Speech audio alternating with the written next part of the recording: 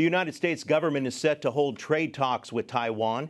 The discussions are a sign of the U.S. support for the self-ruled island. The announcement comes aimed increasing tensions between China and Taiwan. In China, a government official warned the United States not to sign the trade agreement, saying that it would, quote, send the wrong signal to those who support Taiwan's independence. And joining us now is Dean Cheng, Senior Research Fellow at the Asian Studies Center at the Heritage Foundation. Dean, thank you so much for joining us. First of all, tell us a little bit more about this trade discussions taking place between the United States and Taiwan and the significance of it. Well, it's long been suggested that one way of expressing U.S. support for Taiwan would be to sign a free trade agreement between the island and the United States, which would facilitate economic relations. Taiwan, of course, is one of the largest producers of microchips in the world, so that would also help. Given that the U.S. chose not to participate in the Trans-Pacific Partnership, a regional free trade agreement, it would also be a reminder of American political and economic support for the region. And China issued a warning to the United States not to sign the agreement. What do you think will happen if the agreement is signed? I think we will see Chinese harassment of American companies and also of Taiwanese companies, supply chain problems, that sort of thing.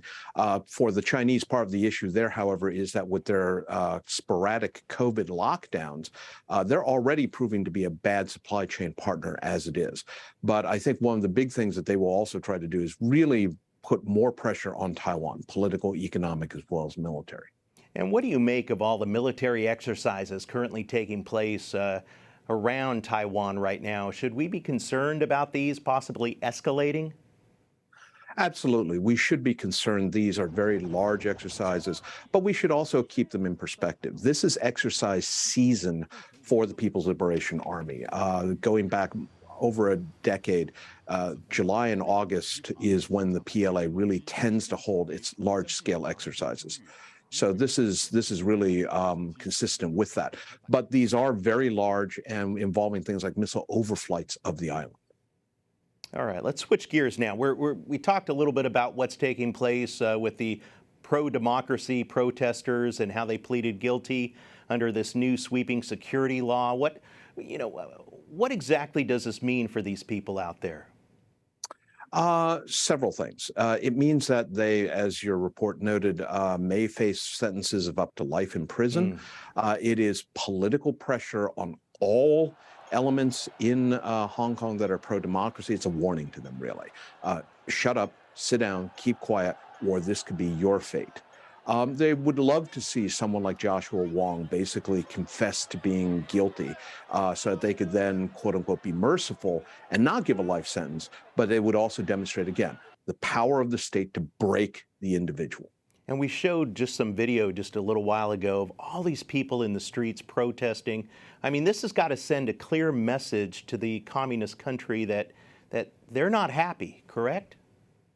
It does, but it's not clear that the CCP, the Chinese Communist Party, cares. They're going into a party congress later this fall. Xi Jinping needs to look strong. And at the end of the day, Hong Kong is a small and fully subordinated entity to China. And in fact, the more the Chinese can break individuals and groups, the more it sends a message to all of China. The CCP is in charge. Make no mistake about that. Let's take a look at the war in Ukraine. I mean, we're looking at China possibly going to help the Russians out there. And is that still a possibility that we can expect? I think we need to keep this in perspective. So far, what the Chinese have done is they have bought Russian oil, they bought Russian grain. But there's no indication at this point that, for example, they are selling weapons. And certainly there's no prospect at this point, I think, that anyone thinks that the Chinese will send Chinese people's volunteers, as they did in Korea, to fight alongside the Russians.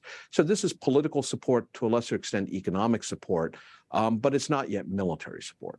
Okay, but I mean, just the same way that we're helping out with military support, they're helping out in the buying of oil and grain and things like that, correct?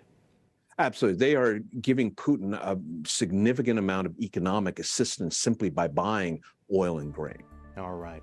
Well, Dean Cheng, thank you so much for joining us, Senior Research Fellow at the Asian Studies Center at the Heritage Foundation. Thank you so much for your time. Thanks for having me.